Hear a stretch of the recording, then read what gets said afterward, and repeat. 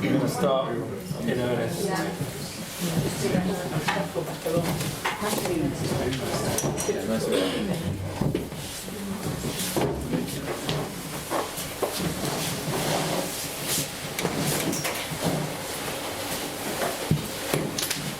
So my question, to be sensitive to the room, are how many people here have direct experience of suicide? That is someone that you've been very emotionally close to has actually successfully killed themselves.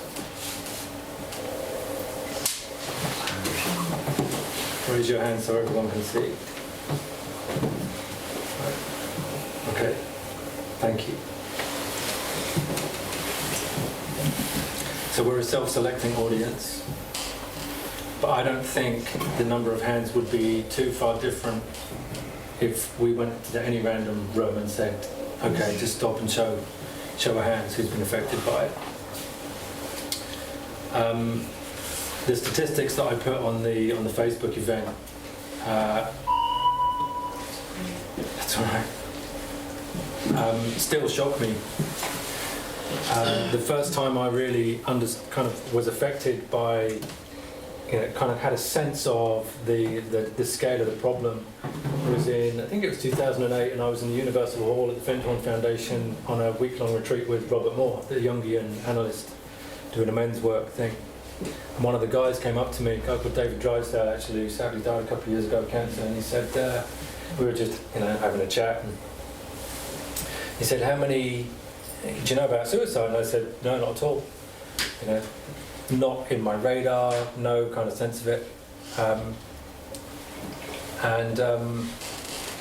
He said, well, just guess. How many people have taken their lives in England, not Scotland, Ireland, Wales, just in England, since the start of the Gulf War, which was about 10 years at the time?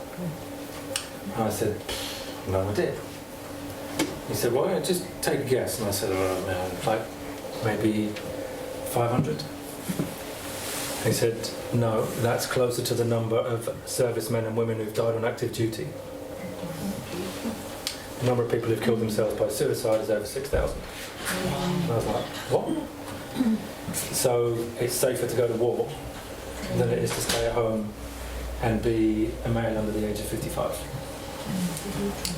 Suicide is the biggest killer of men under the age of 55.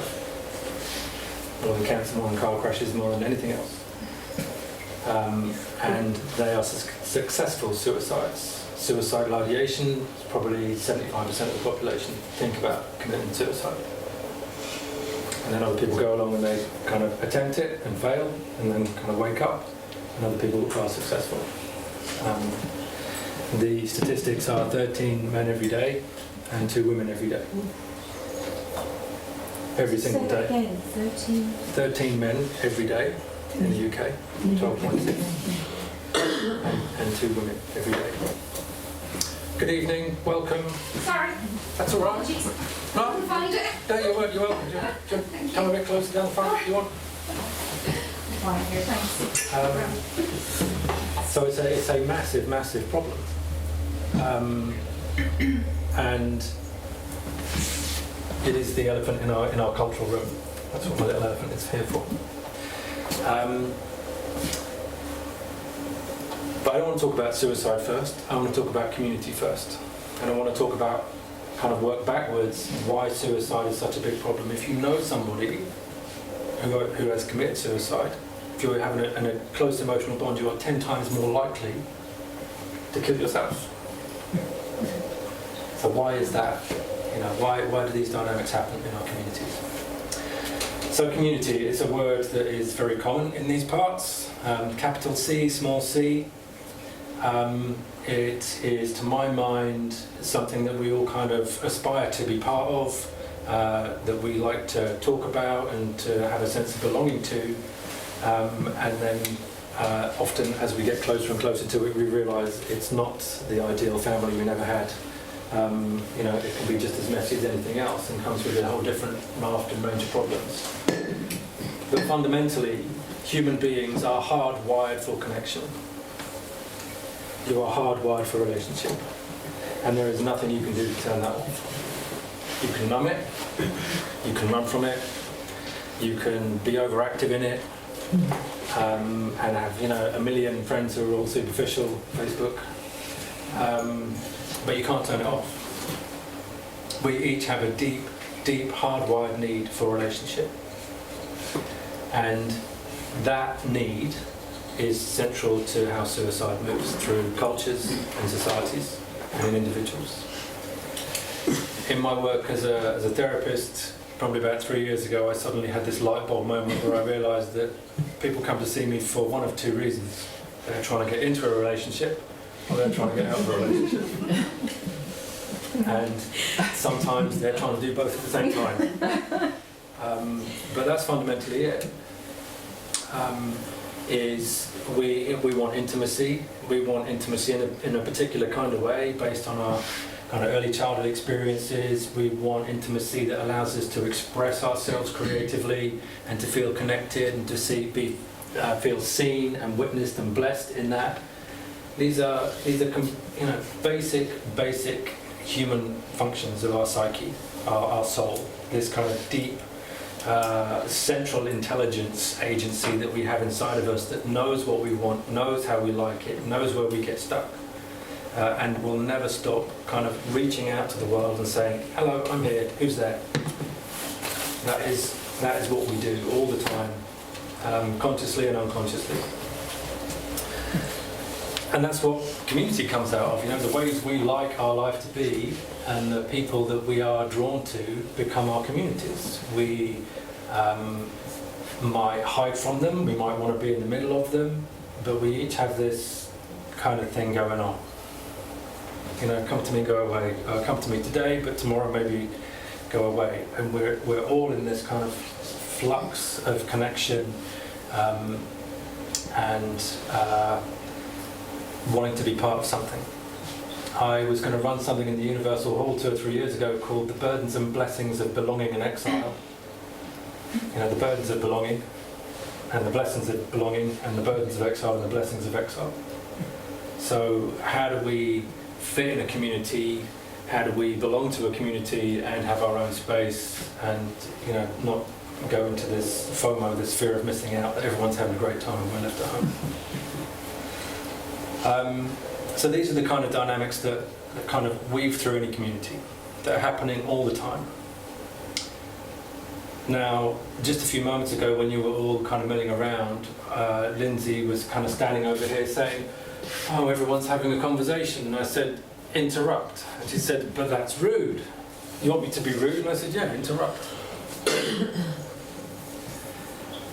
If you're going to be a useful member of the anti-suicide squad, or however you want to label that, if you want to make any social change, any cultural change, you're going to have to break social and cultural rules. Because what community does as well as meet our needs, it equally denies them. So cultures are a certain set of values that are agreed by a bunch of people and expressed in a similar way most of the time. So we can say, you know, traffic light, we all know traffic lights are red. I don't wake up one morning and think, man, you know what, I'm bored with stopping on red. I think today I'm going to change those rules in my head and I'm just going to go faster. They're cultural rules, they keep us safe. And they work practically and they work emotionally. People's sense of personal space is pretty much defined based on context. So here, in this kind of environment, we've all got this kind of awareness of round about an arm's length in our energetic awareness of where other people are in that space. You commute in central London and you get on the tube at Oxford Circus in the morning, you can forget that as a social norm. You just be standing on the platform forever and a day. So context defines a lot of these cultural rules. Hey, Aria, welcome. And so how do we get what we need? How do we help other people get what they need and not be engulfed and not be abandoned? These two, I want to get into a relationship, I want to get out of a relationship. Our reactions to these two primal forces in the psyche, which is the fear of being totally overwhelmed and not being able to cope and process the information. At the sharp end of that spectrum, we'd call that trauma. And at the other end of the spectrum, we'd call that abandonment, and we'd also call that trauma. So just to put this in simple terms, the kind of relationship that we like is when we reach out to the world looking for connection, and the world says, "Oh, great, there you are, welcome. Tell me what you want. Let me see if I can help you get it. How many different ways can I help you get it? Who else do I know who can help you get what you want?" It's a positive sponsoring message. It tells you who you are fundamentally at an identity level as a good person, that you're welcome, that you're wanted, that you've got valuable things to bring, and we want to help you bring them. That's positive sponsorship.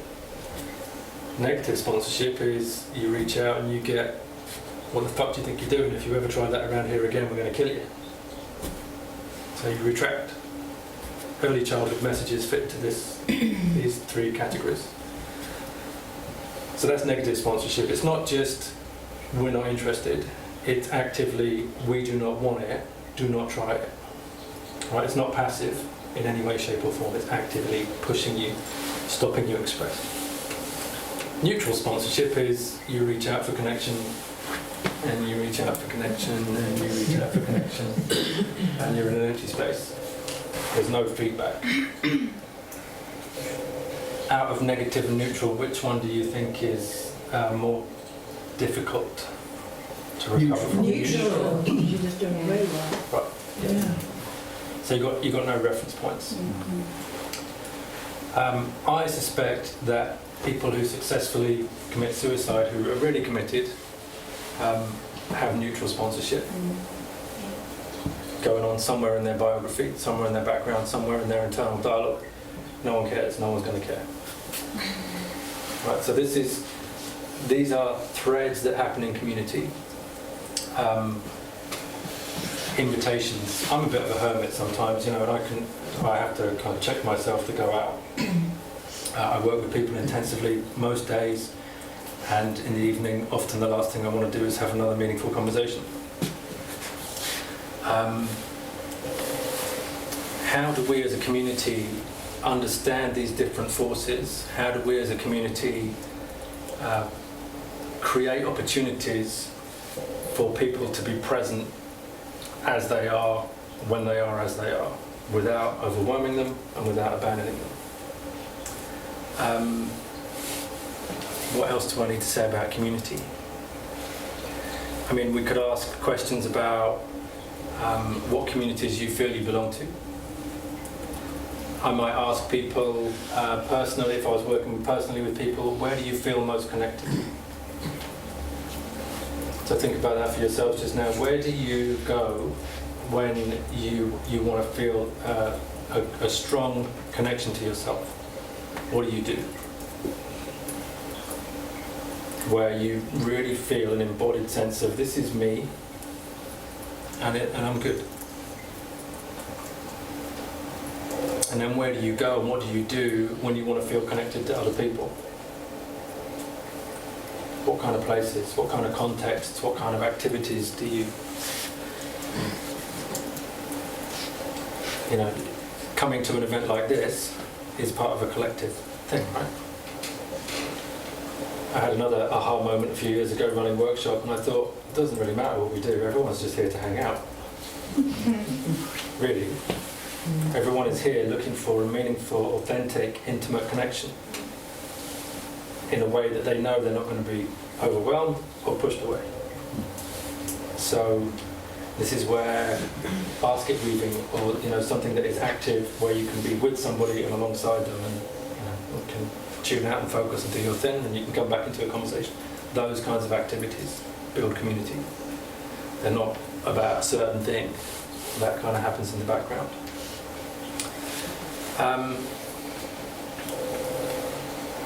That question about what do you do and where do you go to connect with yourself is really important. The question about where do you go to connect with other people is really important. And it's a good idea to know where those places are, and to understand that there may be times when you just have to go there, even when you don't want to. And we'll talk about, yeah. I don't actually understand what you mean by connecting with yourself. So I don't know if that's everybody else understands that, but I don't actually know what you mean. Okay. So what I mean for myself is that if I'm at home listening to some music and I'm not doing anything, I'm not trying to achieve any kind of task or function, that I have a sense that I can feel my body and I feel good and kind of at home in my body, and I don't feel that I need to distract myself or just get busy doing something. I can just be present and relaxed in my own space, in my own time, without doing something that is a task, Diversion. a diversion, yeah, being busy. Does that Yeah. kind of help? Yeah. Do you know now? But you're Yeah. talking about connecting with yourself, with specific groups of people and situations. Well, so there will be certain places and spaces that we go to where our sense of connecting with ourselves is enhanced, and there are places that we go to and our sense of ourselves is radically diminished. Right? So where are the spaces that you go to be nurtured? Where are the spaces that when you're a bit, "Oh, I don't really know what's going on," you can go and other people around you can say, "Well, we had this conversation the other week, don't you remember? Blah, blah, blah, blah, blah. And isn't that maybe because this is happening and that's happening? And are you sure you want to do that?" Where other people are kind of holding an awareness of you. So you don't have to hold this whole complex thing on your own. You're getting some kind of feedback. Yeah. So that you're in a relationship. And that it has mostly positive sponsoring messages. Even if you're being a dick. Even if your behaviour is, not maybe the best, other people can go, "Well, he's not really a dick. He's just acting like one." Right? So there's a difference between identity, who I am, and what I do. And there's a clear distinction and differentiation between those two things. I used to work in the corporate arena, and 3 years after I left, someone said, "What do you do?"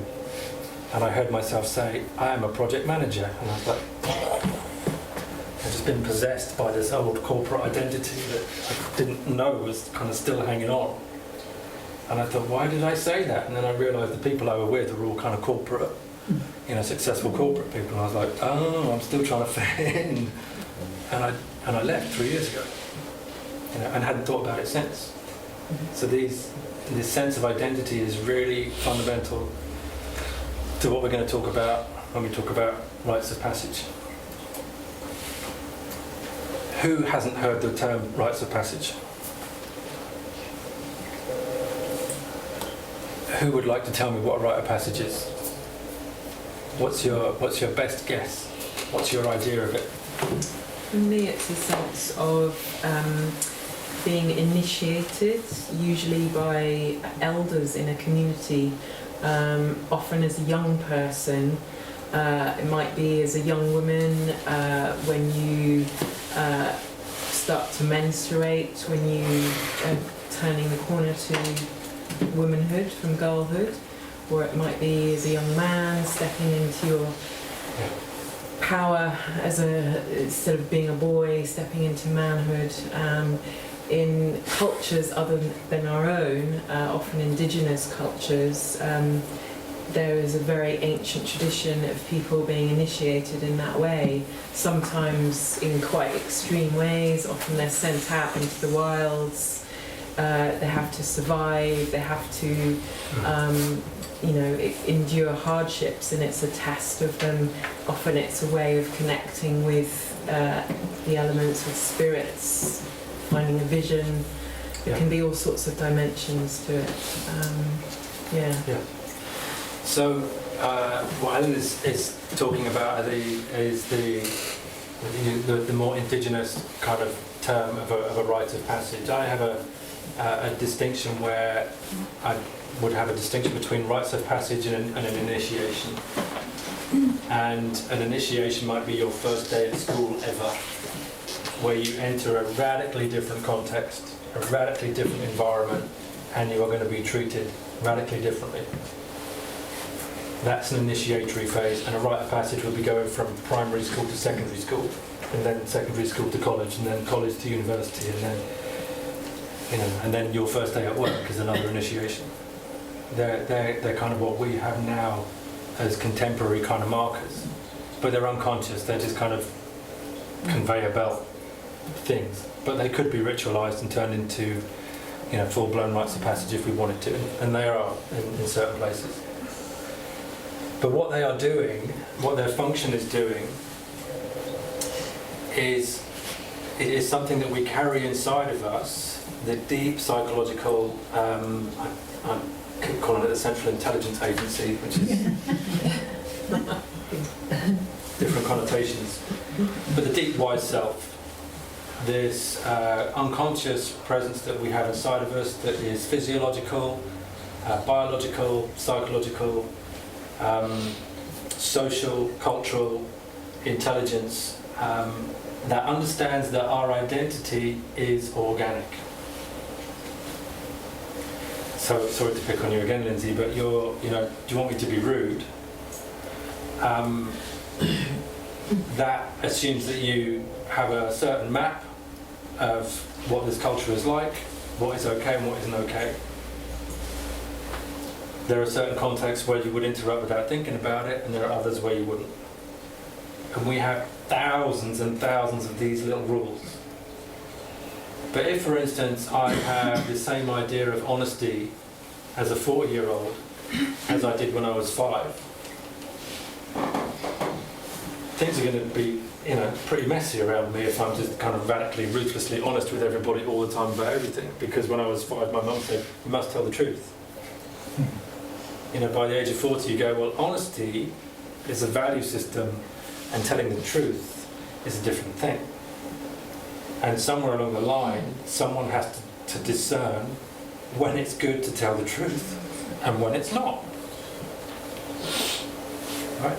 Does that make sense in terms of how we naturally undergo this growth process? So identity is organic. Here's why. We're going to say that's the past. Right? So this is when I was born, for instance. And this is my unknown, uncertain future, somewhere over there. And we're going to say this is the present moment. Where are we? Wednesday night. Is it Wednesday? Yes. 5th of December 2018. Until we have a full-blown initiatory process that makes us look that way, we will probably and unconsciously be looking this way and going through our lives saying, I don't want that, I don't want that, I don't want that, I don't want that. We will be having an away from motivation, unconscious reaction to something bad that we did not like and we do not want to happen again. Thank you very much. Perfectly reasonable. Right? Does that make sense to everyone so far? So this is where time is a gift. The purpose of time is to tell us what matters. But time is elapsing this way. So I'm 49 and a half. That means I'll be 50 in April next year, which I just don't believe.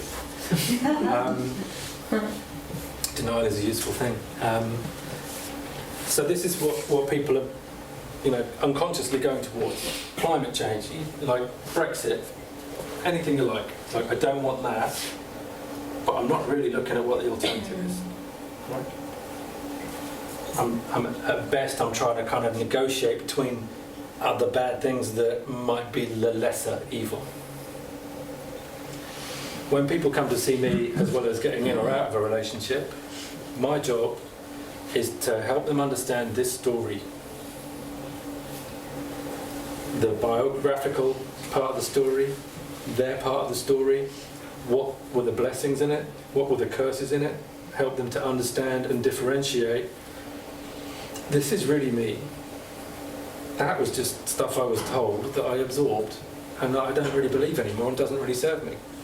So you can be rude whatever you like now, Lindsay, and you can tell him I said so. Good luck. So my job is to help people understand this story and stand still in the present moment. and let themselves catch up with themselves and stop running around and causing more of this chaos. And then it's to help people slowly turn around and start looking this way. They go, all right, so if I really don't want that, if I'm really serious about not wanting that, then what happens? Well, then we slowly have to turn around this way. Why don't we look to do that? Why don't we want to do that? Because it can be scary facing uncertainty. Overwhelming. Well, we should stay in the present for good, rather than going. It requires thought and design, and there's a fundamental laziness, fear. That's where you hear what people think about themselves. The reason that we don't want to do this is A, it's uncertain. And although this might be bad, we've survived it. We know we can handle it because we've handled it and we've lived. We might be, completely chaotic and fragmented, but we're still alive and we're surviving. This is uncertain and it raises all kinds of anxiety. Uncertainty equals anxiety, basically. So an initiatory process and a rite of passage is to put you in a situation where you do not know what's going to happen, where you cannot work it out with your rational mind. You can't go, well, I'm going to be initiated, but this is going to happen, that's going to happen, that's going to happen. You don't know what's going to happen. And you're put under an ordeal where you don't know what's going to happen, and you live. And you go, oh, that was terrifying. I didn't know if I was going to survive that, but I did. And other people were there to hear me tell about it when I got back. And that helps you understand and manage your anxiety. Otherwise, you're just reacting out of fear to an unconscious part. But the other thing, apart from anxiety in the present moment, is that what else is this in this direction? Death. Right. Who wants to talk about that? And that is, we don't know when that's going to happen either, do we? And legacy.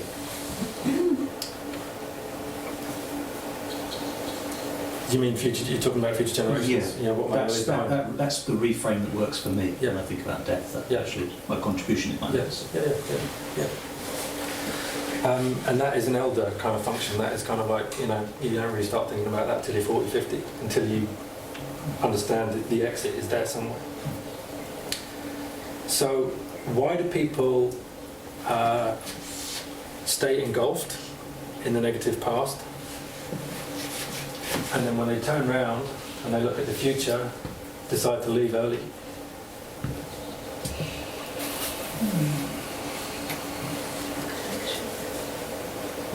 No connection.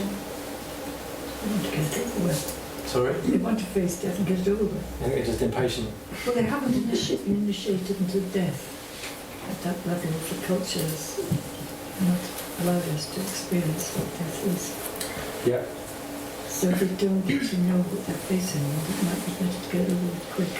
Well, I know kids going to dentists. Control. Control. Yeah. But control over what? Those things, life, emotion. Yeah. All of those things come into play.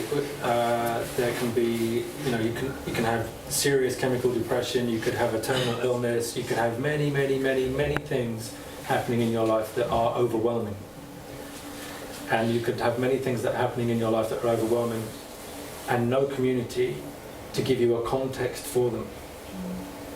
So people, in the deepest structure, beyond all the biology of it, is what they've lost is a sense of a positive future.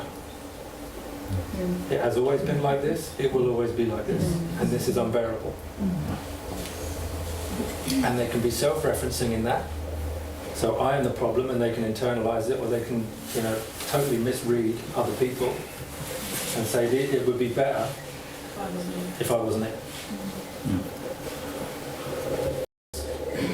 They mean it.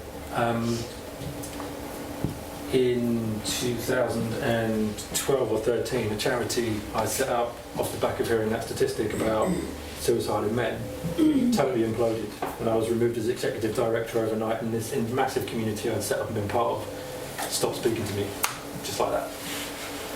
And then my relationship broke down, and it was New Year's Eve, and I went out to have a long walk in an oak wood in Wales, and I thought, right, and I was really sorted with it. I was like, okay, cool. And I got home, and it was New Year's Eve, and I thought, right, I'm just going to stay in, and I'm really glad I've kind of met that, and I'm glad I'm a psychologist, and I know what I know, and I can take care of myself.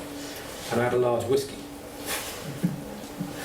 And I felt the amygdala, all the trauma of this event, just start to flood me. And within an hour, I'd run the bath, had a knife, and was going to kill myself. And I was absolutely fucking sure I was going to do it. There was no, it went from I'm cool to, from nice happy green zone to deep in the red, really quickly. Luckily, some part of me decided that wasn't how it was going to end that day, and I fell asleep. I went into, I don't know why, I went back into the sitting room and passed out, and woke up in the morning with the police banging on the door saying, you have to come out, we have to see you so we know you're okay. I was like, why is there a big knife on the edge of the bath that is full of cold water? And then it started coming back, and it was like, whoa, terrifying. And I'm really glad that something inside of me checked me out, made me go unconscious. Having an Aries temperament isn't always a good thing. So that's what people lose to do it, is their sense, their reference points. There is no positive sponsorship message floating around at the back of their mind. There is a negative sponsorship message and a neutral sponsorship message, and they're flooding with that. You then put in the mix any addiction issue, you put in some chemical hormonal imbalance, you put coming off antidepressants, you put not really feeling like you've made anything of your life, blah blah blah blah blah blah blah. All of those messages in the mix, but that fundamentally is I've lost my story, I've lost my context. So when we come to rites of passage, they only make sense in the context of a community. I run vision quests, and sometimes people say, yeah, I took myself off on an initiatory weekend, and I'm like, what are you talking about? You need to be sent out, and you need to be welcomed back. You can't go and initiate yourself. It's impossible. You need some people to bless you on your way, and then you need those people to witness you and welcome you coming back, and to hold your new identity and to mirror it to you and hold you accountable for it and support you with lots of these positive sponsorship messages. The point of an initiation isn't to do anything good. It's to mark a point in your life where you do this. And other people say, yeah, it's terrifying, isn't it? But we're here too.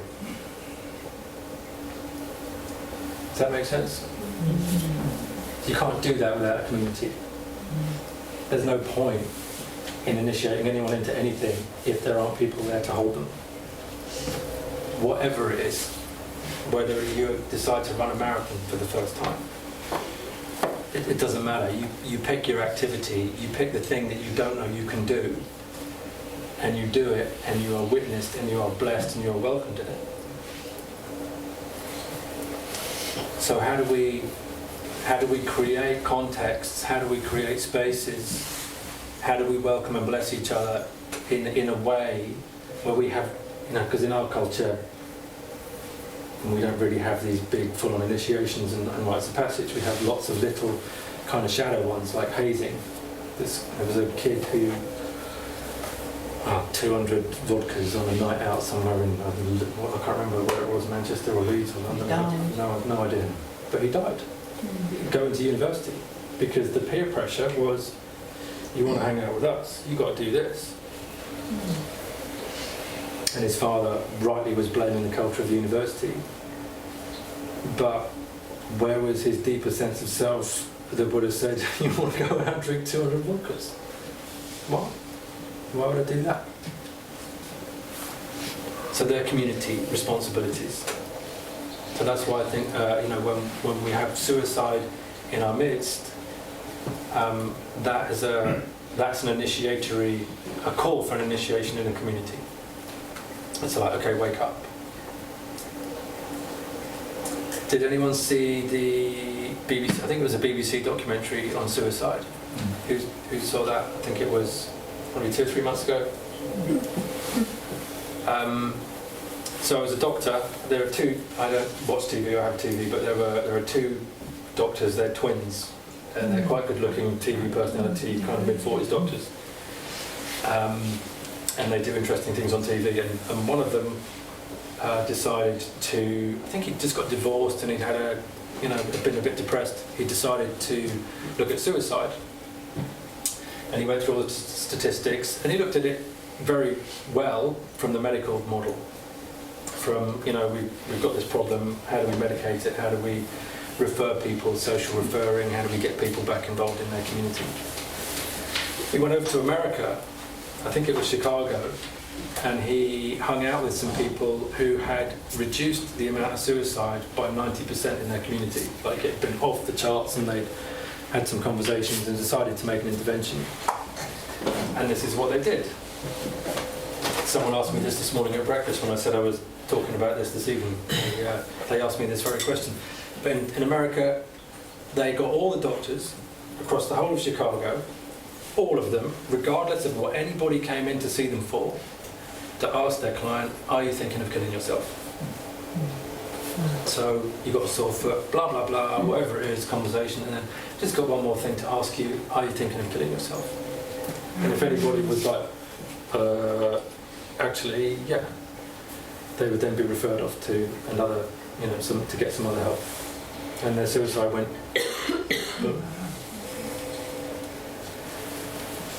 So, if you know people who are depressed, if you know people who withdraw and don't come back naturally, if you have any sense, or someone comes into your mind and you think, you know what, something's not right, ask them the question. Break the social rule.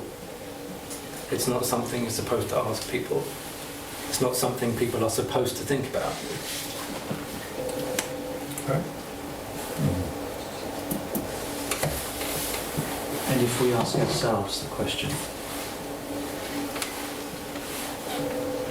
So let's ask ourselves the question, who in the room has thought about killing themselves? Seriously.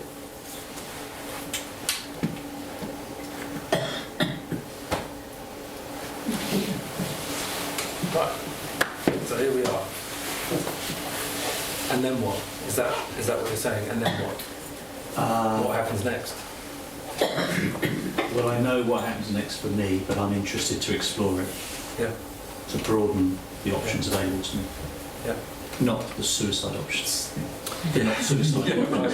Yeah. This isn't a creative suicide at all.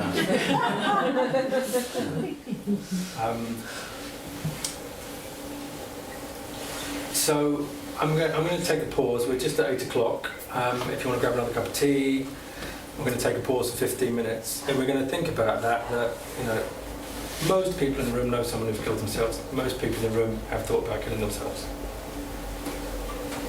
The next hour and a half, if we want to use all of it, is going to be a little bit more input, a little bit more conversation about community and rites of passage, but specifically about the suicide aspect of it. And what are the options? Knowing that it is going to happen again sometime in this community, probably not too far away. And how are we going to recover from it when it happens, and how are we going to become more resilient? Because that's what I'm interested in, is after this moment, when we're here and we turn around and there's no future story, and we have that, oh right, this is it. This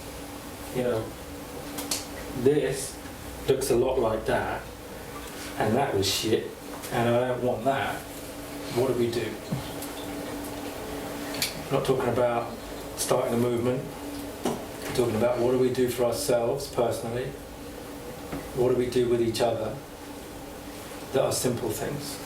So that's the kind of conversation that we're going to be having when we come back, and questions and comments. Is that all right? That sounds good to you? Yeah. Okay. Can you turn the heat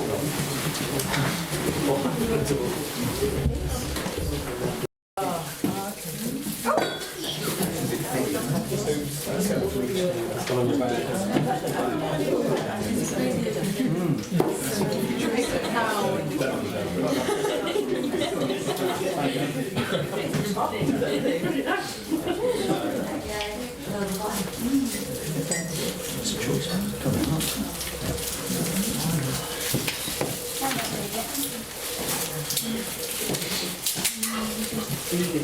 Wait for a minor spill to be cleared up at the front of the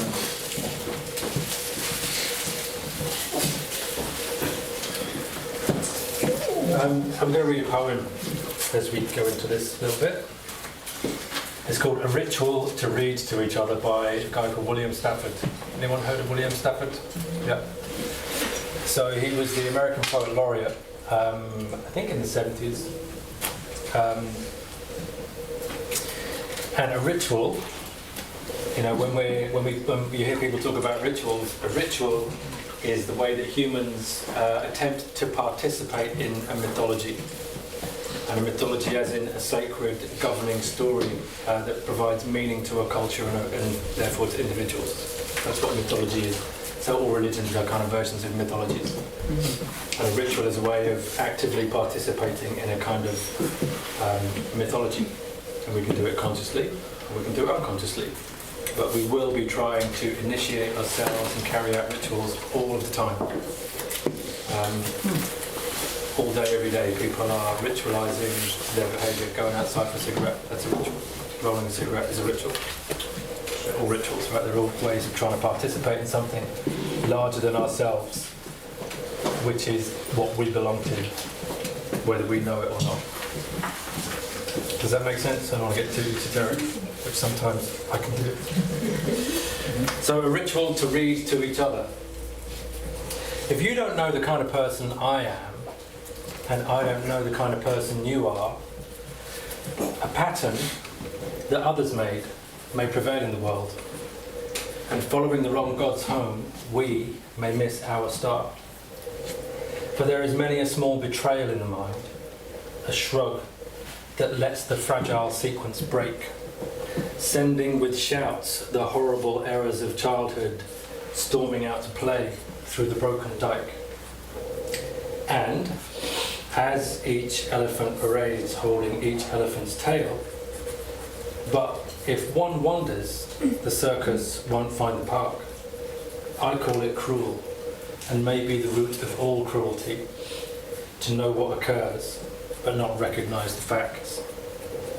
And so I appeal to a voice, to something shadowy, a remote but important region in all who talk. Though we could fool each other, we should consider, lest the parade of our mutual life get lost in the dark. For it is important that awake people be awake, or a breaking line may discourage them back to sleep. The signals we give, yes, no, maybe, should be clear. The darkness around us is deep. That poem has been my favourite poem for about 10 years, because it speaks to me, it encapsulates all of the issues that I see in my practice, all of the issues that I meet on workshops I run.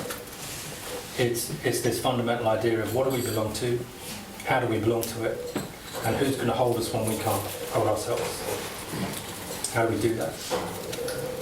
And this motif of each elephant holding each elephant's tail is when America had these massive circuses that used to travel by train, and they would arrive in a small town, and they'd get the elephants out, and the elephants would parade through the town holding each elephant's tail, and that would be their marketing, basically.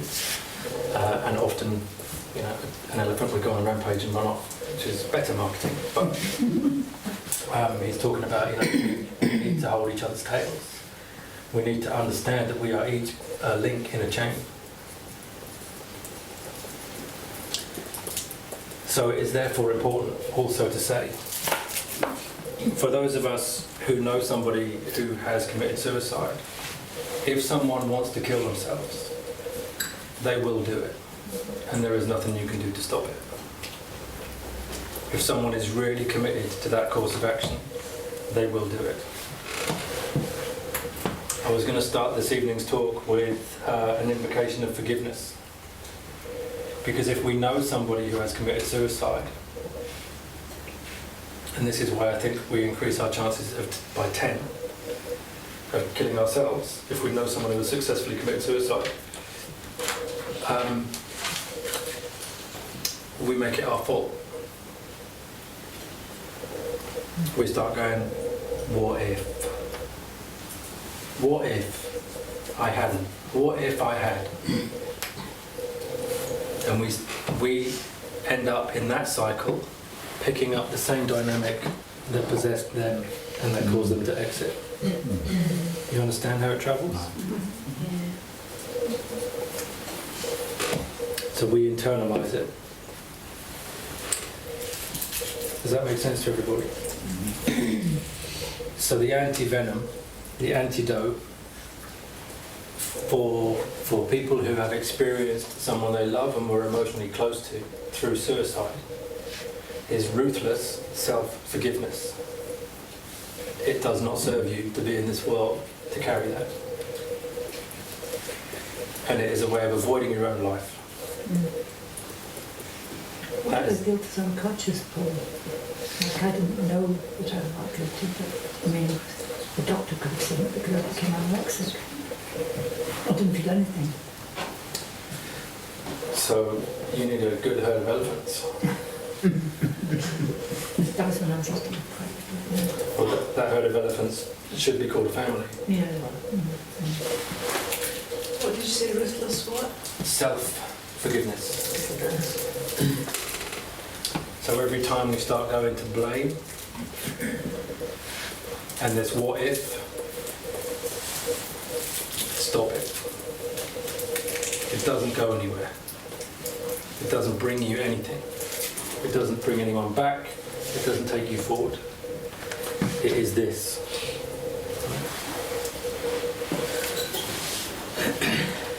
So what your job is to create a better that for yourself and for other people.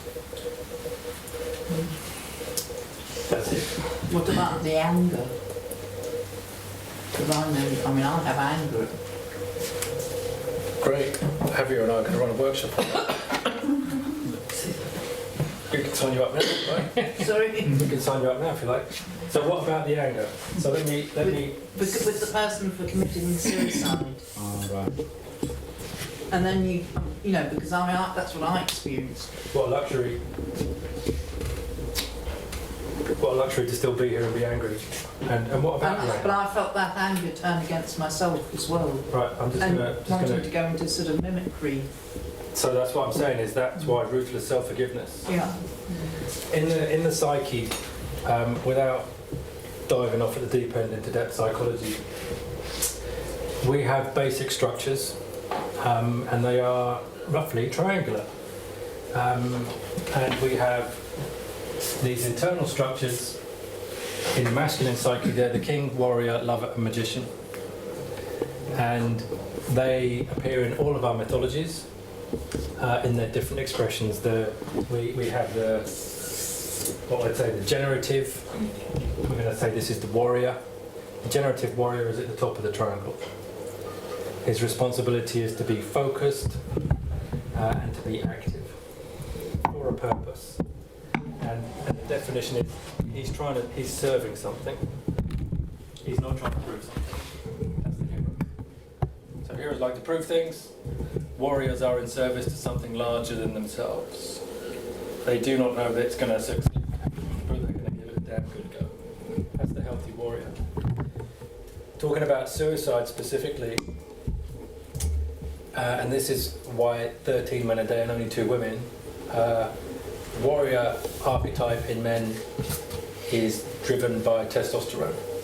Testosterone is an aggression chemical, and we call this bottom part, the base, the immature, unintegrated, negatively sponsored, biographical, historical, ancestral, inherited stuff, a bipolar shadow.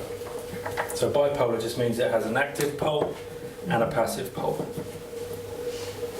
Everyone with me well enough so far? The active pole externalizes its behavior and its attitudes. The bipolar shadow in the warrior, and its active pole is homicide. So we know what the passive pole is. It's suicide. Something has gone wrong, and someone is to blame. And it's going to be you, or it's going to be me. Yeah. The guy that studied this model, Dr. Robert Moore, the guy I studied with, when I studied with him, confessed to being a workaholic. He said, if you want me to sit down and play and have a nice time, you'll have to put a gun to my head. I remember him saying those words. I've got it on tape. Now imagine that there's another triangle over there, and it's called the lover archetype, and it's the same structure, but rather than being focused, active, the lover archetype is about appreciative consciousness and about connection. Doesn't care if we get anything done. It's not part of his deal. But the warrior and the lover are complementary opposites.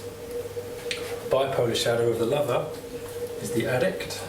I just want more of everything because it gives me a sense of something happening, but it's not relational.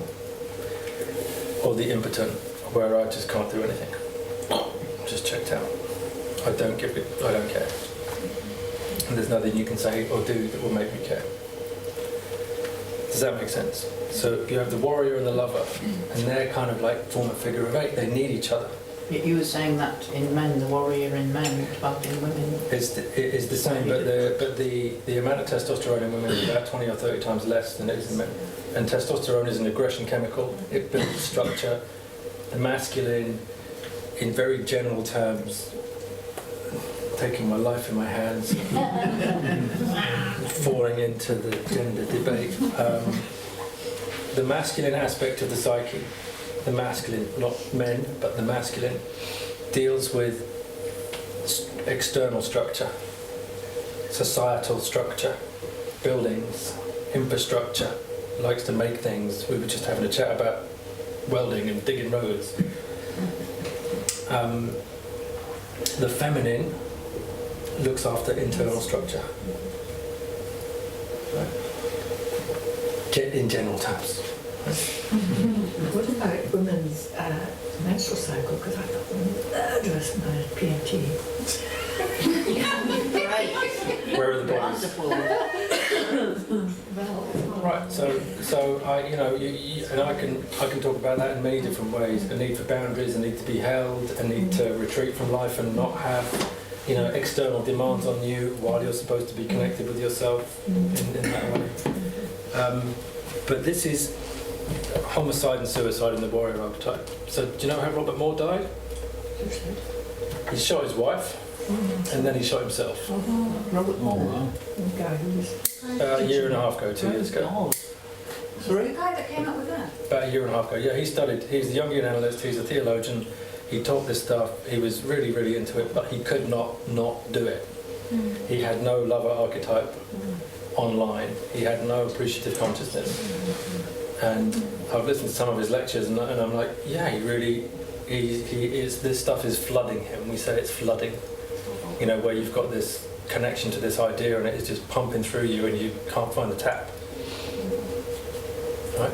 You're on your way to burnout. I can't stop thinking about it. It's an over-identification with the active pole.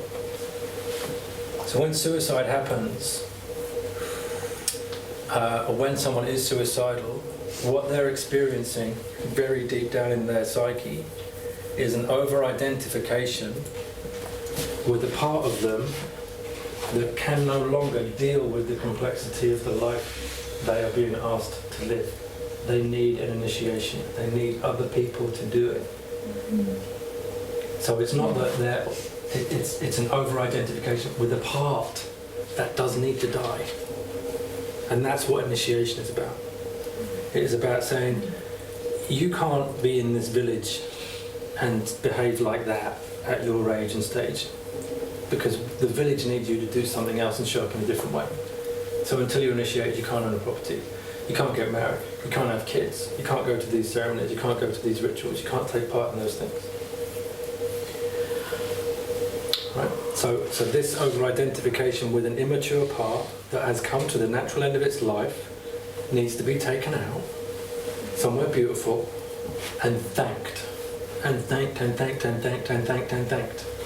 And then let go of. And then nothing, and then, and how, what would you like to do now? Like, how are you going to be part of this now? What really calls to you?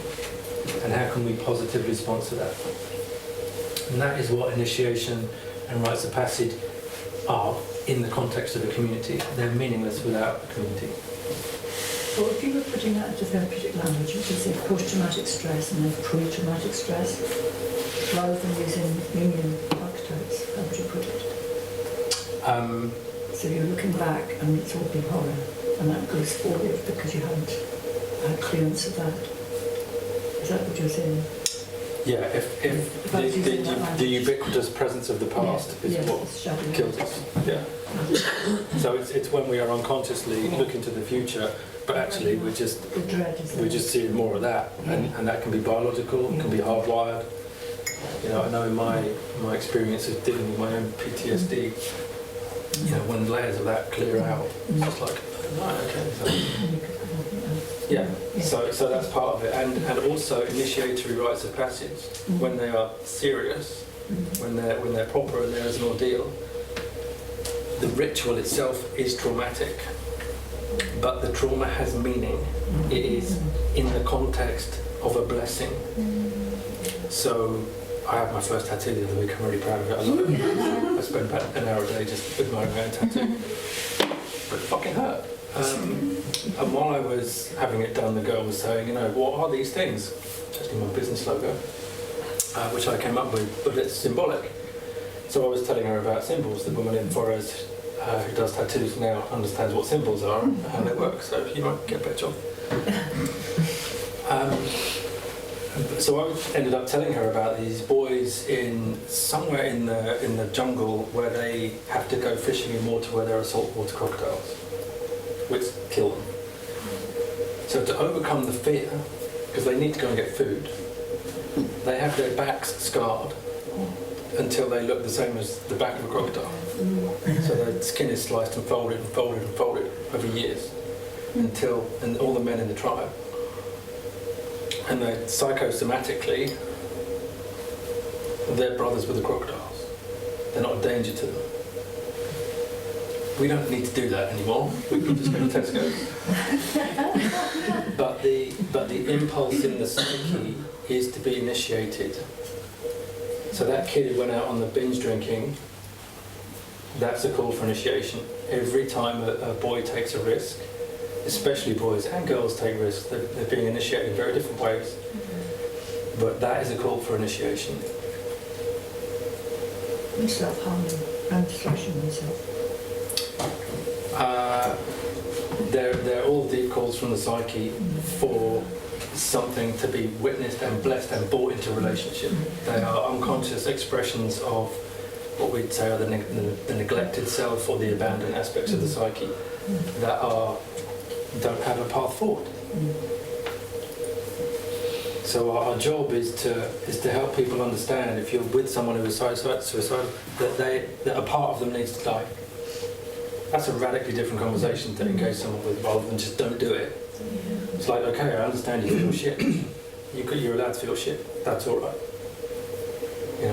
None of this kind of cheer up and get over it. It's like, this is a really big thing that's happening.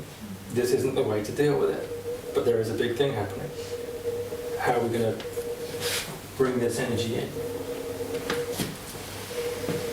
I think after 2012, I just had to make a decision that I was never going to kill myself. I remember sitting down and saying, okay, so this is obviously not a very good thing to do. You're a psychologist, it's be a really bad example for your profession, blah, blah, blah, blah, blah, blah, blah, blah. And when it came down to it, I was just like, I just need to make a really heartfelt promise to myself, I'm not going to do it. Even if I feel like doing it, I'm not going to do it. I'm going to wait. Because, and this was very hard for me, I realised I didn't know everything that could happen in the future. I had to let go of my arrogance that I knew everything. And there was a possibility something might happen that I didn't yet understand or know about that might be good, that might respond to this call. Does that make sense? Yeah.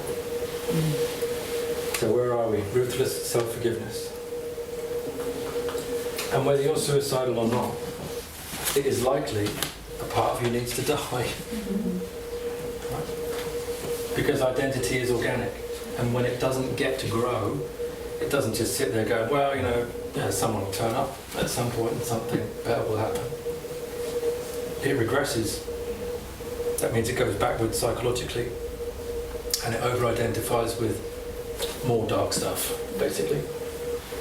And that grows and that becomes a complex, and then, you know, you end up being rather more. God forbid. Where the bipolar shadow.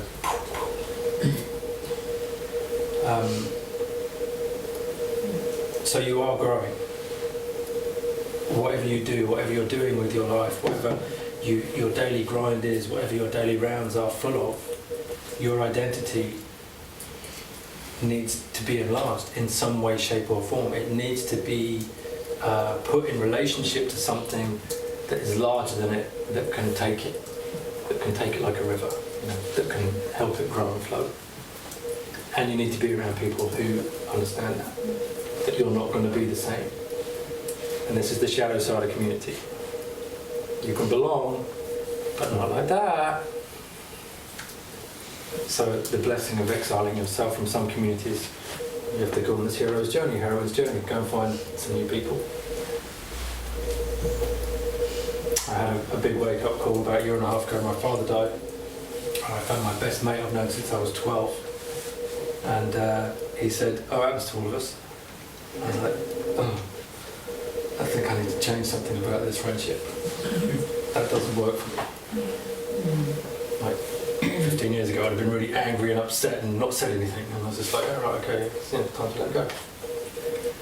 Because that's not what I need at this point in my life, right? So we all have those kinds of examples. So we're coming up for 8:45.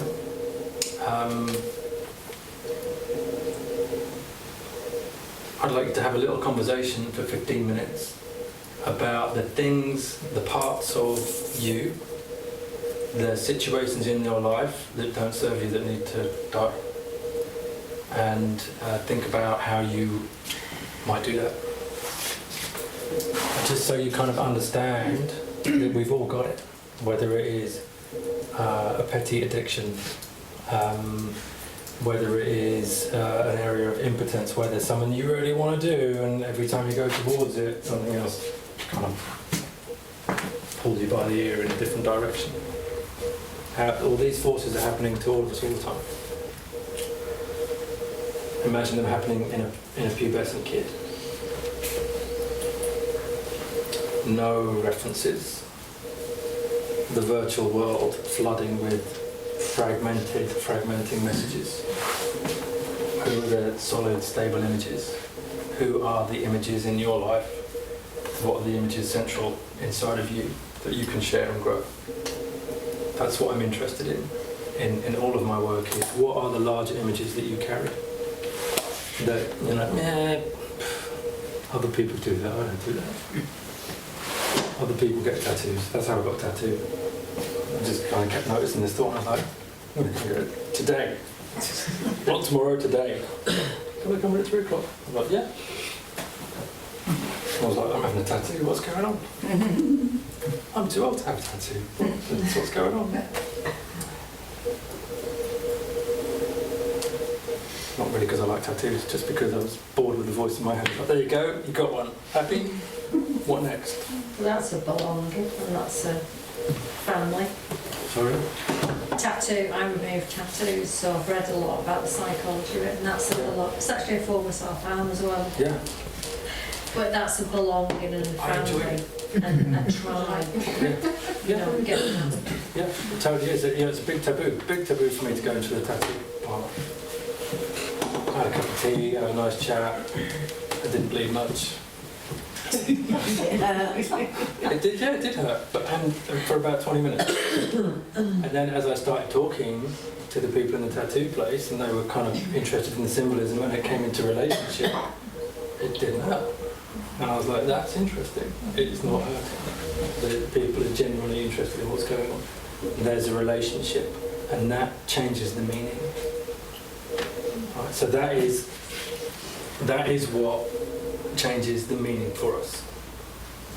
The relationship, the context, that things happening, not what happens. That's what post-traumatic trauma is not the event. It's the fact that there's no context for it that we can make meaning of, that we stay isolated with the event and unable to make sense of it.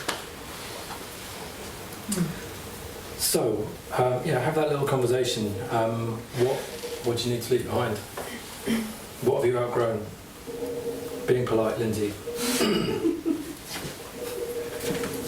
Sorry. Thank you. For example, but those kinds of things. What do I do that really doesn't serve me anymore? And that if I just have a little chat with myself, because it's the same process. If you're going to be speaking to someone who is seriously thinking about killing themselves, it's like, okay, what is it that we need to lay to rest? Just to start that conversation, to start a different thought process, to engage a different aspect, a reflective aspect that isn't consumed by this, isn't flooded and overwhelmed by this. So, 10 minutes. Yeah.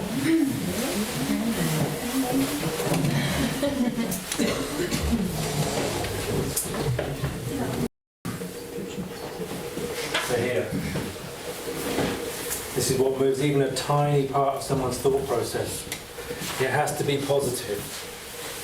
That means when I work as a coach and I say, what would you like? People say, well, what I don't want is all of that. You have to talk for 5 minutes and you say, okay, so if you weren't having that, what would you be having? And some people go, I don't understand the question. Really? They've never had someone ask them in a sincere way what they would like. They are totally living here.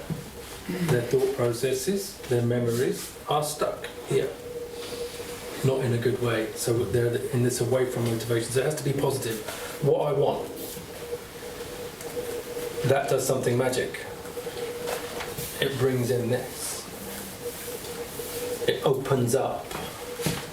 Oh, there's something beyond today. There's something else here. What usually happens at that point is they go, yeah, but I couldn't, and da da da da da da da da, and you're faced with, the hungry ghosts suddenly run round the front and go, oh my God, nothing might change. So you got to be patient. So positive. I want. English, British, UK people are not very good at saying I want. Try hanging out in America. Everyone should go and spend some time in America. And the biggest menus ever. You can have everything every other way. And I've never been to dinner with my American friends, and they don't change it. They don't want what's on whatever it is they've been given. They want someone else. And people just go, yeah, okay, you can have it. Ridiculous. So you have to break social rules. The most powerful statement working therapeutically with people is to get someone to say, I want, and then finish it in 5 words or less. I want, well, it would be nice to blah, blah, blah, blah, blah. You're back in the story, and what you're doing is you're just taking a long walk back around here. So I want 5 words or less. Until you can feel it in your body. Positive and resonant is the ideal.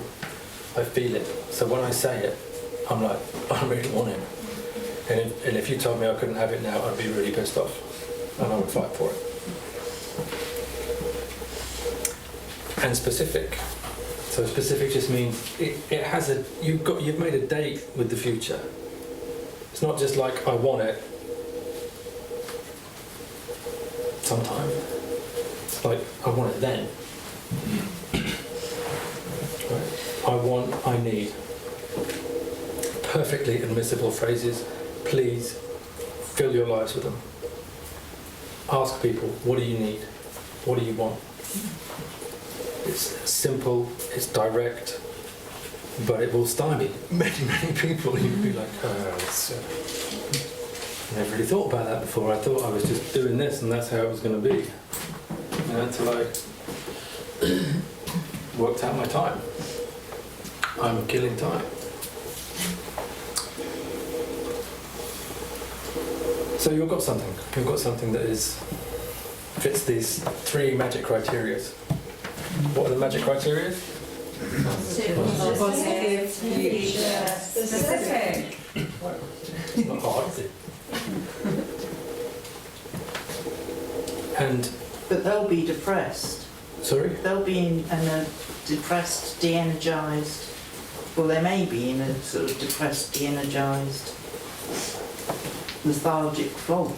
They may not Yeah. be able to Yeah. reach out through that to creating a positive intention. They will be engaged in the conversation, right? And it's your job to be creative to keep them in it. Many years ago, I had a guy come and sit in my office who was a clinical psychologist in charge of a whole section of England. He's been doing it 30 years. And he came and he said, I'm really depressed, I'm going to kill myself this week. And I was like, okay, how can I help? He said, I just told you I'm going to kill myself this week. I'm like, I heard you. You know, and I've got your paperwork here. You're more qualified than I ever want to be. You're, an esteemed mental health professional. You've helped thousands and thousands and thousands of people over 3 decades. And what do you want? How can I help you? And he started getting angry. He's like, I've just told you I'm going to kill myself. And I said, and I really respect your decision. You're an intelligent man. You know the territory probably better than I'm ever going to. And you're telling me you're going to kill yourself. And I'm really sad about that. But what do you want from me? Why are you in my office? And he was totally shut down and collapsed. He actually was sitting on a sofa refusing to sit in the client chair. And after about 5 minutes, I said, look, for him just sitting there being quiet, and me sitting there being quiet, I said, look, this is what I'll do.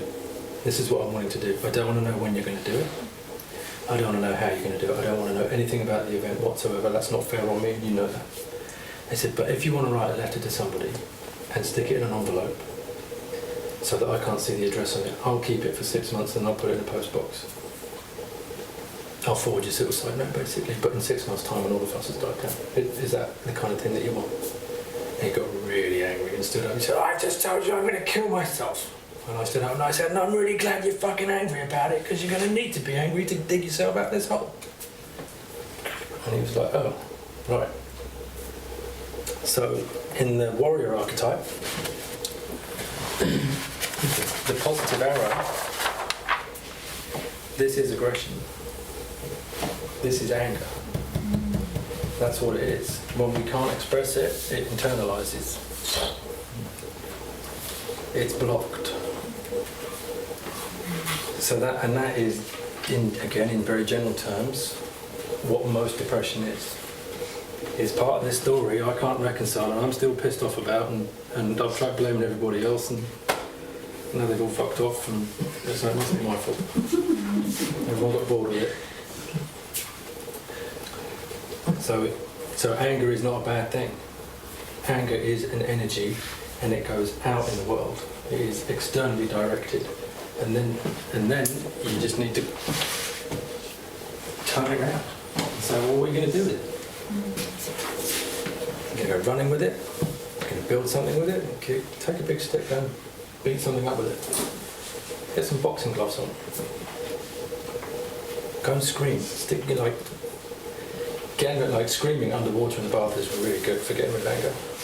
Just run a bath with the water to have a nice bath, and then stick your head under it with the intention of coming back up again, and you can scream. It's great. Punching water. is great. You have these energies in your body. You can't not have them. You can't not have them. You can't switch them off. They're here for a reason. If you blame them and shame them and push them away, you're going to be depressed.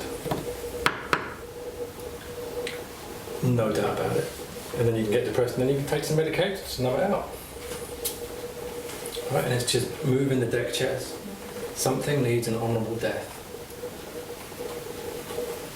And another part of you needs just to hang out and do something just for the sake of doing something you like, just because you're here. You can't be a robot and expect to be happy and fulfilled, and you can't expect to be inspiring anybody else if you're just going through the machinations yourself. Especially young people, they know you're bullshitting. You know. They turn up and they want to know who's in charge, what are the rules, what's going to happen when I break them. Because they're pushing and they need to be held. It's that holding, it's this relational field, this context, this community part that gives our lives meaning and helps us find out who we are. I'm not talking about an ascensionist spirituality, about leaving. I'm talking about coming in and down into the body and feeling what's there and making best use of it. Understanding there's a message in it, that there's a purpose to it. It's not just some random possession. It's something from back there that's saying, hey, there's this kind of mess going on down here and I could really use a hand sorting it out. Does that make sense? Did you come back and thank you? I get a card every year, yeah. And a book of terrible poetry, but that's a different story. Yeah. Yeah, he retired. Probably about 2 years after that. Because he was stuck. He got into his career with good intentions and did a brilliant job. But for years, man, that's too much for anybody. That's not being a clinical psychologist in charge of a whole county. It's too much. Yeah. And he enjoys getting angry. He said, I really enjoy getting angry now. I know it's not my life. Great. You have to be angry. That's another rule, especially men can break. Give yourself permission to be angry. You're not going to hell. It's an unformed desire to make something happen in the world. We're given a very opposite message to that in many communities, that our anger is demonised. Well, it's and I understand, especially small boys. Don't be angry. It's dangerous. As a man. Robert Bly says, the guy that wrote Iron Johnny, says the difference between a wild man and a savage is that the wild man knows he's wounded. Right? That there are parts of him that are not integrated and that are really, quite frankly, not wanted in the culture because they're dangerous. They are dangerous. So what you're going to do with it, you're going to just kind of try and lock them away and have them come out sideways, and suicide and addiction. This kind of bipolar between the warrior and the lover, just smashing around in the culture. But the anger needs to be channeled into what you're saying as a creative use, because my experience of angry men is the anger is coming directly at me, so therefore I would say don't like angry men. So what you're saying is to embody it and channel it for good, as use it as an energy. Yeah, and in young boys who are experiencing 20 times more testosterone than women, about 20 times a day for no reason whatsoever, as testosterone starts hitting at puberty. That's what's happening to boys at puberty, is this kind of incredible force that is not allowed. And you're supposed to be sitting in a classroom, sitting still, when you're just kind of lighting up every hour and a half with this plugged into the mains. And that's another part of initiation for boys, is to have men who are grounded, who are not scared of anger, who've kind of found an outlet and a use for theirs and integrated it. So it's like it's kind of like having a sword by your side and knowing you're never going to have to get it out. You can use it if you need to. You need to protect something, you need to fight for something and defend something. You've got it. But you're not, you know, road raging it. Does that make sense? So it needs to be met. So when I ran Journeyman and was working with boys, it was like, you've got to be angry. In my office in Bristol, I had spot pads and boxing gloves. And trying to get people to be angry was, you know, until I can do that, we can't really do any work because there's no one in the room. There's a lot of passivity in trying to manage and make myself safe, you know, so I don't upset people. But I think primal rage in women, which I certainly experienced, is very heavily frowned on. The woman's rageful. I mean, used to put ranks on us, you know, we have to be public and humiliated. Well, they're all projections of each other's shadow, right? So, So women, we've all I got don't it. know how women can, you know, you just get so much crap if you're angry. Yeah. Man-hater or whatever. Right. Yes, actually, it's really hard To be to be angry. an angry woman, Yeah, You've got to be and yet sweet. it's an essential fire. it is. It is an essential fire. So what are the contexts? What are the places when you have these difficult, you know, socially awkward emotions? Where do you go? Where people are going to go, great, bring that. Let me see that. You want to be angry? Come on. Let's go to the woods. I know when I work with men and I say, come on, let's be angry. Shame and sadness. Just like, can't do it. Can't do it. And my job is to say, come on, and wind them up until there's a little bit of it and go, because it's been so suppressed. And I hear what you're saying about how it's suppressed in women. It's actually the difficulty that I have with the park up at Findhorn is there isn't a fire, and I'm looking for the fire. Not allowed to express it. You know, so I come up. I'm more interested in forests You're a troublemaker. because. Sorry. You're a troublemaker. Yeah. Yeah, forest is great. I just moved here for the summer. Sorry? I just moved here.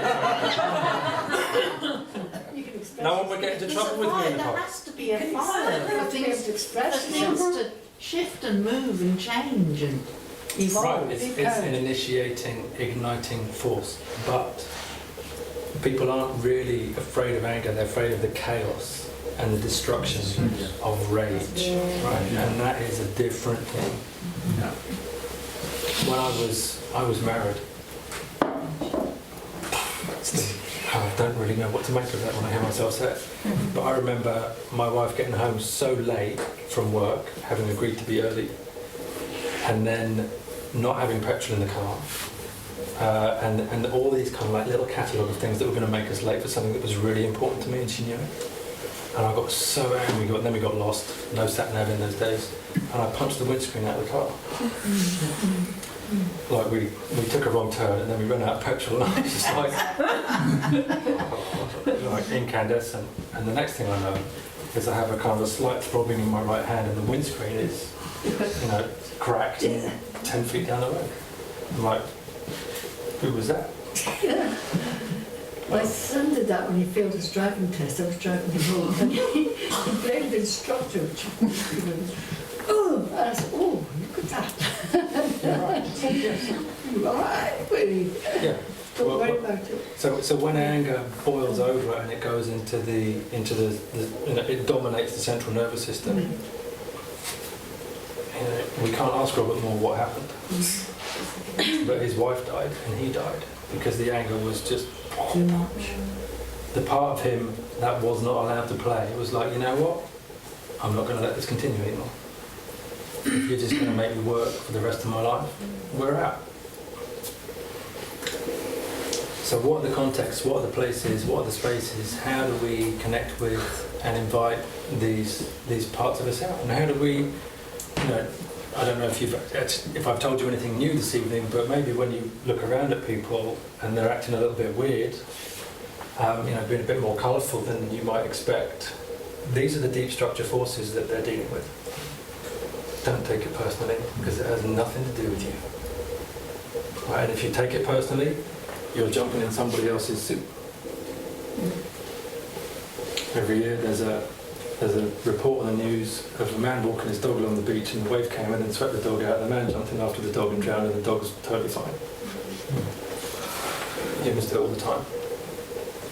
Provide containment, provide support, try and get somebody to orient a little bit of their thinking to a positive future. And ice cream in the morning. You know, what was your favourite food when you were a kid? Everyone knows. Everyone's got an idea, right? Just seed positive things. And if someone is really determined to take their life, they will do it. And it will not be your fault. And feel sad about it, and feel regret about it, but find a way to also forgive the part of yourself that didn't do all the things that you could have done. Because like me, we don't know. But it is there. And we fill it with our positive intentions. That's what life is, us showing up and making it life. Not waiting for it. Something good will happen. Maybe. Have you got any questions, any comments, anything floating around that, you know, the obvious question I want to ask is anyone thinking of killing themselves? I have tried 3 times, and for me it was to stop the pain. It was my control. My control was to stop this pain. No one could do that. Yes, there was people around me that was carrying me, but this pain was me. It was in here. I had to sort this out. I couldn't. I had this control. And it was taken back, that control, when everything else was taken away. But to try, you couldn't see beyond that at all. Yeah. No way. It was just, that was it. This is what I have to do in order to stop this pain, in order to take myself out of this situation where I'm really no good for anybody. I'm no good for myself. I have lost myself. I ain't going to get back. And it only takes, it's a very thin line, it just takes a couple of minutes. What's your name? Julianne. Julianne, thank you. And it just takes a couple of minutes just to go the whole way. So can I ask you, how come you're here sharing the story with us now? Because I was carried. I was carried.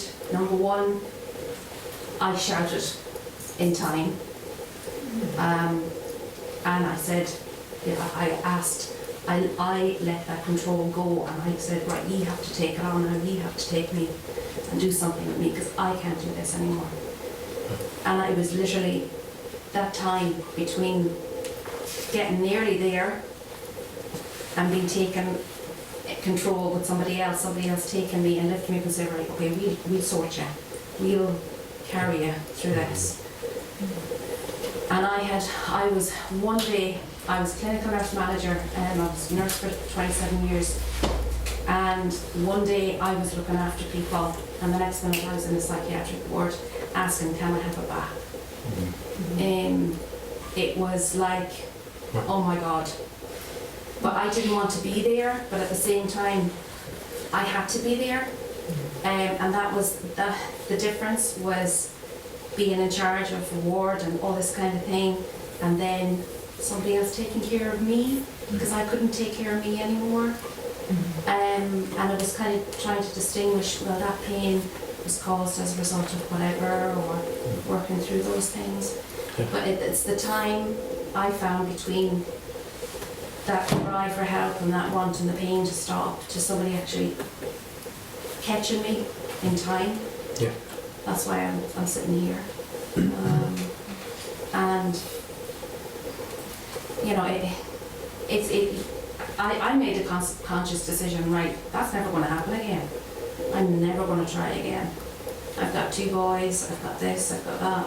And I was saying to the guys here, the smallest thing that I made in the last week was just to take 1 hour, one day at a time. Because I was either that way or that way. I wasn't here.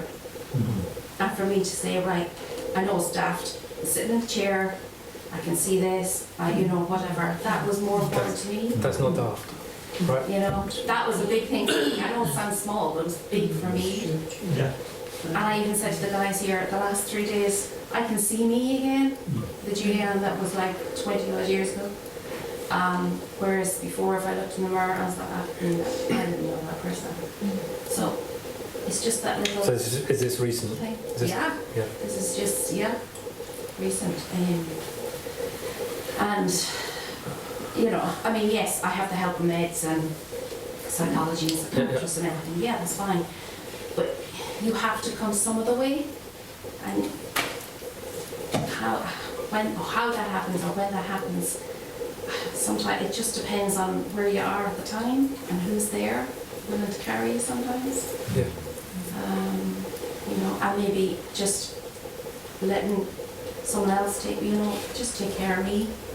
I can't take care of anyone else. I can't take care of myself. So, you know, you just Right. for a little while, just that kind of acceptance that, yes, sometimes you do need that bit of a...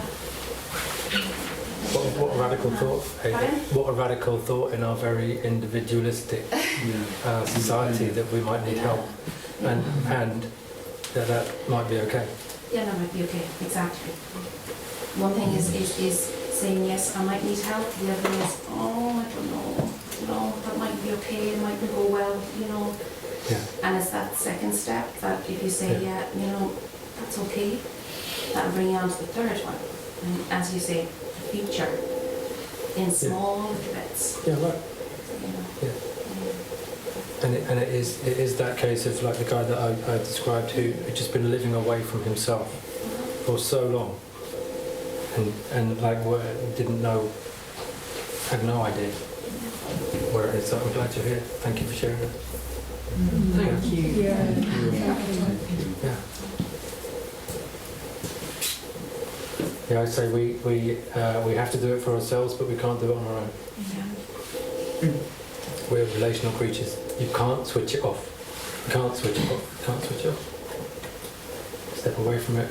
You can't switch it off. Any more for any more? Or is that quite enough? Just want to thank you very much. I think the triangle thing, I can't remember how you described it, that I found that really interesting because to me that kind of explains the 40% suicide rate in people that don't have a male or female or strong male or female gender identity. So like people that are transitioning or, you know, gender fluid, which I've got to be honest, I don't get, even though one of my friends is gender fluid. So that turmoil actually explains to me why there's such a massive suicide, successful suicide rate in people with gender issues. I don't see it as a gender issue because Well, it's, I don't believe there's just it's an identity issue, and we and talk they don't about know it. who they are. So we talk about it being betwixt and between. Yeah. So when you know this doesn't work, That's a great model. when you know this, Explains it a lot. the past does not work. Like this isn't getting me anywhere I want to go, and I haven't got the courage or the support to turn around and finish this. Be who you are. So we talk in initiation and rites of passage terms as these 3 major stages: severance, that done, and then threshold, which is like, okay, so now I'm having to pay attention to the world in a different way, and hopefully I'm awake enough to notice the new invitations and parts of myself that are waking up. It's called threshold. And then there's incorporation, where it just becomes your normal life. But when people start an initiatory process, a gender reassignment, for instance, a relationship change, becoming a mother, becoming a father, these massive shifts in identity where you have to show up in a radically different way and you don't know the rules, or you thought you did, but it turns out to be something completely different. The threshold stage often turns into a wasteland, where meaning disappears. And that is where most of the pathology is people stuck in a wasteland trance. Numbing out,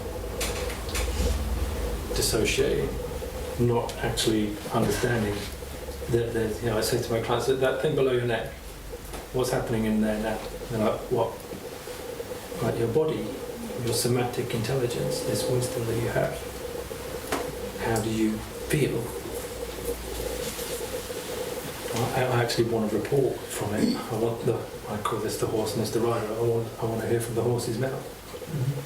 What the fuck's going on down there? Because it is all going on down there. So that's that people who are betwixt and between are the people who Is leaving that past behind is like you were saying that, if you know people that's, I know 5 people that's committed suicide. You say, you're more likely to do it yourself. But leaving that past behind and being who you actually are, but not who you were trying to be in the past for someone else, that's actually like you've just committed suicide. You actually killed the person that you were to try and be who you actually are. Right, and so we call this part the provisional identity. It is the part of you that adapted to the external environment because it needed to survive, to fit in. It had to, and then something will wake up and say, you know what? I'm done with it. I'm not doing it anymore. I'm going to check out or cause some kind of chaos in my life as an attempt to kickstart something else. But culturally, we try and control it or medicate it, pathologise it, give it a label. So that powerful story. And so you're still here too. Obviously, Sorry? you're still here. I'm still here, yeah. So- But I have a lot to do with people of gender issues Right. and on the edge a lot. Yeah. Has this been useful?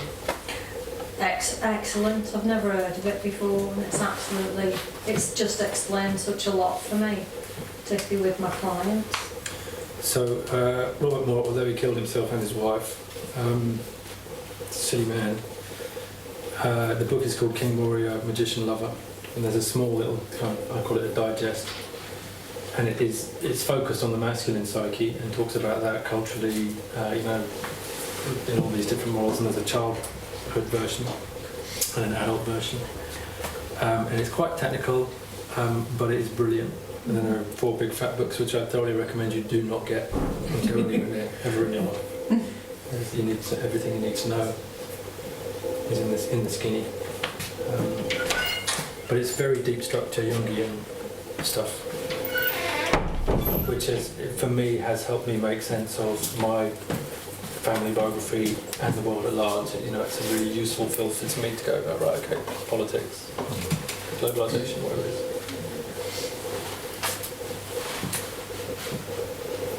Are we done? Yeah. I've got a sticking point where I'm a bit stuck right now, and that's about. I heard 3 of us in the room talk about wanting to be able to express anger and not feeling able to without being judged, or just finding it difficult to do. And I felt that somehow we lost that impetus and we went a different direction. Okay. So I feel unfinished about that. I don't realise we don't have time. Yeah, okay, Yeah. all right. Anger is a massive issue, whether it's externalised or internalised, and it is a massive issue because of what you said, being judged for it. So if I'm angry, I will be exiled. If I'm not a nice boy, bad things will happen. Becoming a mature adult is deciding what emotions you've got and finding the contexts and the places where you can explore them, not theoretically. where you really can go and smash something up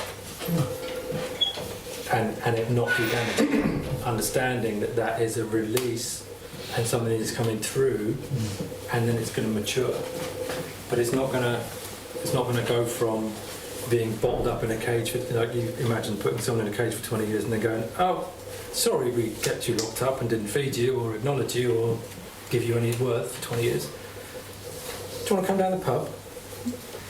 No, it's not this aspect of it that I would speak of. Actually, it's more that there was a response in the room of if you're going to get angry, Yeah. I don't want that coming at me. Yeah. And that's something I experience quite a lot when I believe it isn't directed at the person, Right. but a person will forecast that it is directed towards them. Right. And it's that forecasting within a community that I struggle with. Well, Although I have my own places where I Yeah. do express my anger, yeah. and it doesn't affect anybody else. Right. So that's Which I can do, but I find I can be invited. Show me your vulnerability is the invitation, or tell me how you're feeling is the it invitation. wants to be reframed. Pardon? People want to needs to be- reframe it. Yes, it does. Yeah. Yeah. Yeah, I've spent all my life being told I'm angry, I'm too much, I'm too intense. Yeah. I enjoy it now. Right, because I understand that as a man with a presence, I am going to be threatening for people. Yes.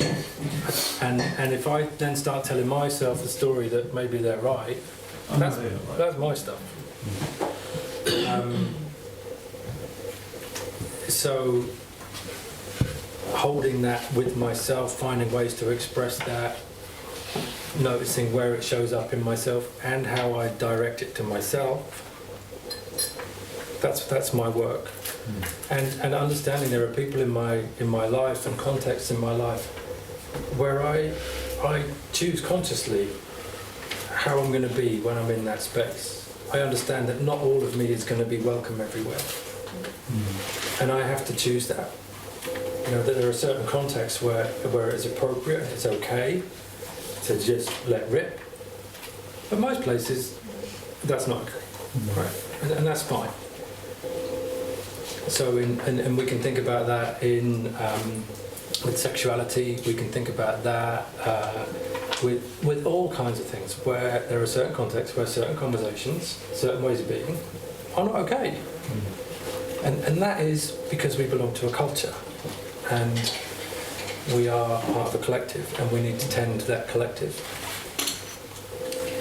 And this is the dance, right? This is the belonging and the exile. How do we find places where we can belong to ourselves and the world around us? Understanding there's a lot of us around and we're all quite different.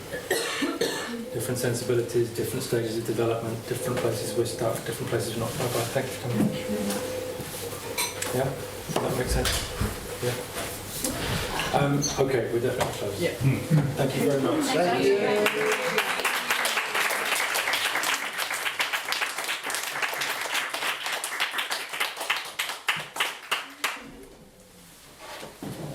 Okay. Go well. May the force be with you. Thank you.